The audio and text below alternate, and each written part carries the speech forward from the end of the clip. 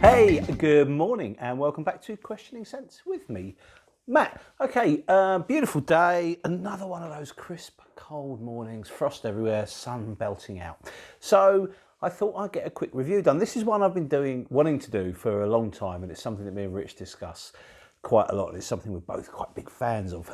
So it's not actually a straight review today. What we're going to do is we're just going to have a little chat about layering perfumes. Now, I do it quite a bit. Rich certainly does it. And it's something, it's a bit of fun. Sometimes it works, sometimes it's not. It's also something that's really, really good to do with clones. If you've got clones and you want to try things out, because you're not risking any sort of more expensive juices. So what we'll do is we'll have a look at a couple of the layerings that I use quite a bit. And then hopefully what I would like is to get some feedback from you guys. If any of you have done any layering, what sort of combinations do you like? Now, Rich, he's been a massive fan of layering Creed's Aventus with Creed's Viking. Now, I've tried it and I quite like it, but I'm not a massive fan of Viking, to be honest. So it's not one that really kind of sings to me. Rich really likes Viking, and he used to, as I've discussed before, he used to be a massive fan of Aventus, but I think his sort of love of Aventus has kind of waned a bit because there's other perfumes now that he's more obsessed with. But before we start, one of the things that I kind of need to have in my collection all the time is this, which is ISOE Super. It can be worn as a fragrance on its own. And it smells great. The only problem is with it, with ISO, this is, by the way, this is £10 from eBay for 50ml. And it's effectively a clone of Eccentric Molecules #1. The difference being this is ISOE Super, and I believe that the Eccentric Molecules has its own chemical compound, which I believe is called ISOE Gamma. So it's not going to be exactly the same, but it kind of does the same sort of thing. And as I say, it can be worn on its own, and it gives a kind of a very nice cedary smell. But me and millions of others, basically, once I've sprayed this, you give it a couple of minutes and I can't really smell it. If my wife wears it, I can smell it on her, it smells great. But if I wear it, I can't smell it at all very, very quickly. But what I do find is it's incredibly good with layering. There's a lot of controversy. Does it improve the performance of other fragrances or not? I think it does, but only with certain fragrances. For me, if a fragrance has got a woody base, then this seems to really, really help it.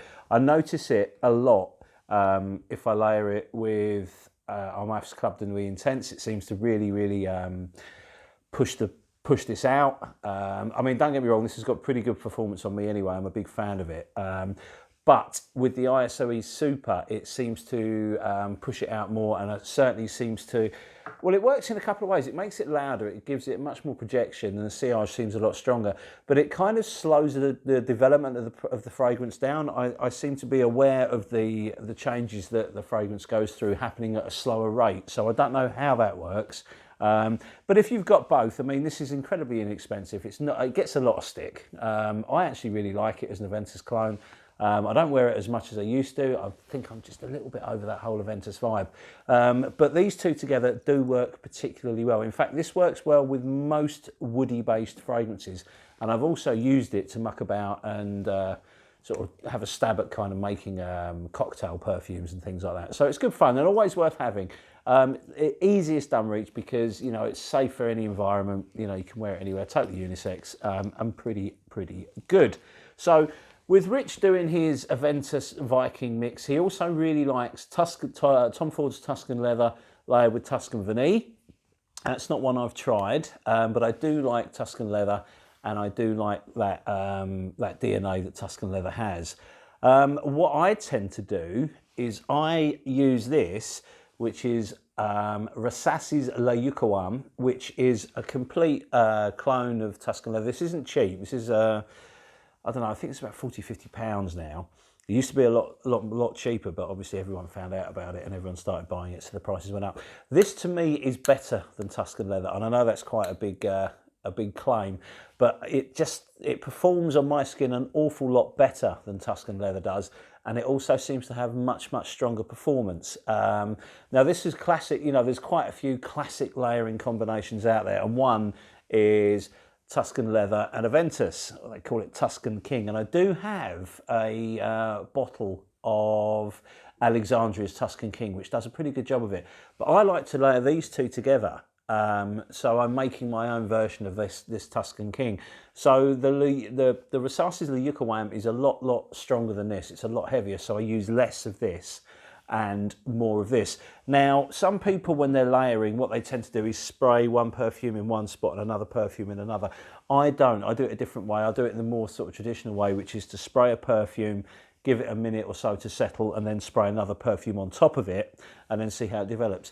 It is a real hit and miss thing, and every now and again you're going to hit the sweet spot and you're going to think, this is amazing, I'm really enjoying this, it smells great. Just remember how you've done it. So when you try and do it again the second time, obviously you'll know exactly where you are and you won't have to sort of muck about, and you'll know exactly what you're doing. Well, interestingly, when you layer this and this, you can, if you get it right, you can end up smelling a bit like this, which is Vespero by Jeroboam, one of my favourite fragrances, and certainly one of Richard's favourite fragrances as well. It is a beautiful, it starts off with a kind of Aventus vibe, and then it gets darker and smokier and ends up kind of smelling a little bit like this. But when, you know, this is only a 30ml bottle that the Jeroboam collection come in. Really worth exploring. There's about 10, I think, now, and they're all really interesting. I only own one. Rich only owns this one as well, but I certainly want to explore some more from Jeroboam, because the quality is amazing. These extract de parfum, they last like nothing on earth. It's like having, you know, the classic olfactory tattoo. Really good performance. It's quite loud for the first couple of hours, and that performance, it quietens off a little, but it just lasts forever. Really good fragrance, one I totally enjoy. But it is expensive. For a 30ml bottle, I think you have to pay about £90 for this, and I've never seen it at discounters either. So it always seems to be around that price of £90. Whereas, you know, this is a 70ml bottle, this is a 100ml bottle. You get a lot of that for less than that, effectively. So yeah, well worth doing. Another fragrance that I like to use for layering is Thomas Kosmala's Après l'Amour No. 4. Now this, I've spoken about this a lot because I'm obsessed with it. It's a fantastic fragrance. It's Baccarat Rouge 540, Maison Francis Coeur de Jean Baccarat Rouge 540 clone, I think. But I actually prefer it. It's massive. The performance is beautiful. The performance is huge. The smell is beautiful. I absolutely adore this perfume, and I will always have a bottle in my collection. But I've noticed that because of the way this perfume's made up, it has that candy floss thing going on, and it's incredibly airy. The sillage on TK No. 4 is huge. It pushes right out there. So, and my thinking, and I've been proven to be correct, if you're spraying something like this, which also has very good performance, these two together are absolutely awesome. But you have to be very careful, because they're incredibly strong fragrances. This is ridiculously strong, and this is also ridiculously strong. So you have to go very light with it, otherwise you will be committing some kind of act of chemical warfare. But what it does do, if you spray the Leucoam first, and then once you've applied it, just a very light spritz. This is all this needs, is a very light spritz. It makes the Leucoam sweeter, it accentuates the raspberry note in there, and it makes it a lot more airy. So you get huge sillage. The sillage that's already in the TK No. 4 seems to pick up the other notes with it and carry them further. Really interesting stuff to use, and good fun. But just be very careful, okay, because it is incredibly powerful stuff. Now, another one I like to layer is GOF's Trumper. GOF Trumper's Sandalwood. This is a beautiful fragrance. I've reviewed it, talk about it quite a lot. It's heavenly. And the performance is pretty good. But what I find, using the old TK No. 4 yet again, is these two together are dynamite. You get the classy sandalwood beautifulness of this, and then you kind of get the synthetic nightmare that I love of this. Together, what you get is you get that candy floss vibe pushing right out, but with the really warm, classy sandalwood base. It's awesome, and I really recommend you try it. Now, another little bit of fun I've had in the layering game is this, which I call Les Deux Humeurs, which is the two moods. And obviously I do not profess to be a perfumer in any way, shape or form. There are a lot of YouTubers out there that are launching and making their own fragrances, and good luck to them. It's exciting times for them, but that's something I'm not interested in doing in any way, shape or form. I wouldn't have a clue. And a lot of these guys have had some kind of formal training. A lot of them haven't, but they've worked with really clever perfumers who you know, help them launch their brands and stuff like that. And I'm really excited for them. But the idea of doing something like that terrifies me. However, mucking around in a room with a couple of fragrances is good fun. And this I really like. I made this about 6 or 7 months ago, so it's had plenty of time to macerate, and I do wear this. As you can see, this bottle was full when I made it, and there's probably about 20 mils, maybe 30 mils left in there. So that's pretty good fun. What this is two of my favourite fragrances. One is Oud Mood by Lattafa. So I'm using that, and I'm using a few of these, which are samples that you could get from Maison Francis Coeur de Jean. And this is Oud Silk Mood, the extract de parfum. That's how it comes. So I use about 6 mils of this, and that goes into the mix first. And then quite a lot of this, that goes in, and then I top it up with this ISOE Super again. So what you have is the base notes seem to pick up from basically the Oud Silk Mood, and then you get the warmth and the amberiness from the Oud Mood, and then the ISOE Super gives it that cedary note, that sort of pencil shaving note, and it boosts the performance. So this is really quite a loud fragrance, and it's incredibly long lasting. And it's just, I mean, it's a bit of fun.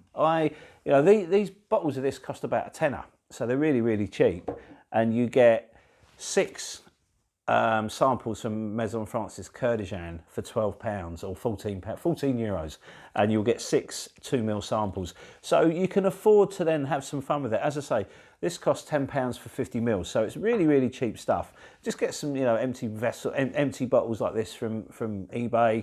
They cost pounds, they're really, really cheap, and you can muck about and have some fun with them. So it's well worth doing. I'd love to know what you guys are layering, if you're layering, so I can try that out as well, because I'm always mucking around with different things. And I'll tell you what else I quite like doing is I like to use some of my real ouds and swipe them, and then as they start settling, I'll use something like TK number 4 on top of the oud to give it the projection, because a lot of oud oils are very personal. They don't have any real performance. They just kind of sit on your skin, and they're for you to relax with and enjoy. But I love the smell of them, so I like them being pushed out, and they also work quite well with the ISOE Super.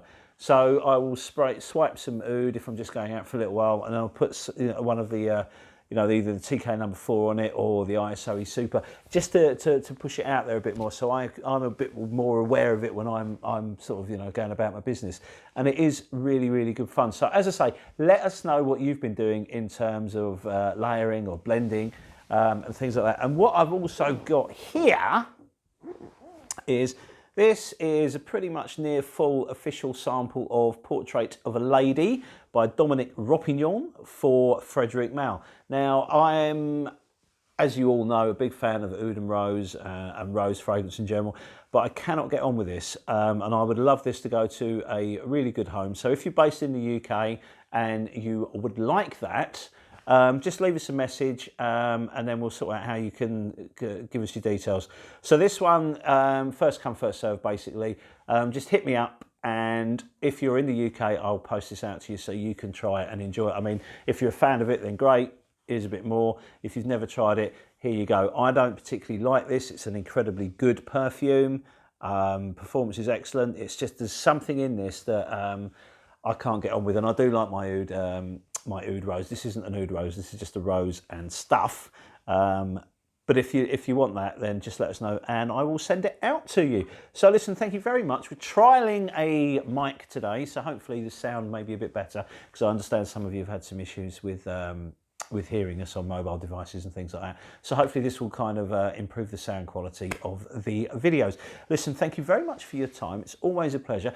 Just to let you know what is coming next. Thanks to you, by the way, thanks very much for some of your comments there. I am going to do a top 10 rose perfumes. That will be our next video, so that should be out quite soon. So keep your eyes peeled. and obviously look out for it. So once again, thank you very much for your time. Always a pleasure, and we will see you on the next video. Cheers. Bye.